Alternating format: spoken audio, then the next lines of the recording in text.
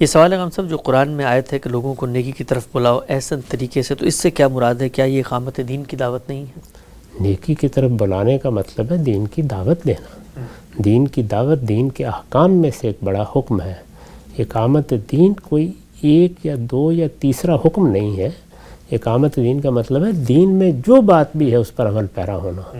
تو دعوت بھی دین کا ایک حکم ہے، عبادت بھی دین کا ایک حکم ہے، تطہیر بدن بھی دین کا ایک حکم ہے۔ ان سب احکام پر عمل پیرا ہونا یہ اقامت دین ہے۔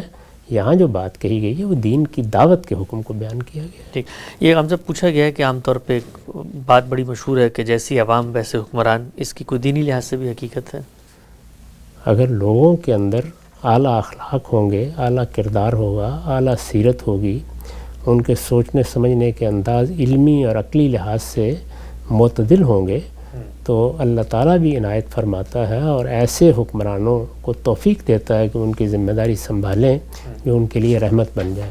لیکن اگر لوگ اخلاقی لحاظ سے پست ہیں، وہ کوئی صحیح بات سننے کے لیے تیار نہیں ہیں، ان کے ہاں کوئی توازن قائم نہیں رہا، تو اس کے نتیجے میں اللہ تعالیٰ کی طرف سے بھی ان لوگوں کو مہلت دے دی جاتی ہے جو ان پر ظلم ڈھاتے ہیں اور ان کے حقوق تلف کرتے ہیں۔ ٹھیک ہے، ہم سب آج کے نشست کا آخری سوال فرمایا ہے، قرآن میں 20 ایسی صورتیں ہیں جن میں تکرار موجود ہے، کیا یہ تکرار کلام کے نظم کو قائم رکھتے ہوئے کی گئی ہے یا نظم کلام میں بگاڑ کا باعث بنتی ہے؟ ہر جگہ نظم کو قائم رکھ کے ہے، اور تکرار سے کیا مطلب ہے؟ یعنی قرآن کے چند مضامین ہیں، وہ ان مضامین کو نئے نئے اسالیب میں بیان کرتا رہتا ہے۔ ایسا ہی دنیا کے اعلیٰ ادب میں ہوتا ہے۔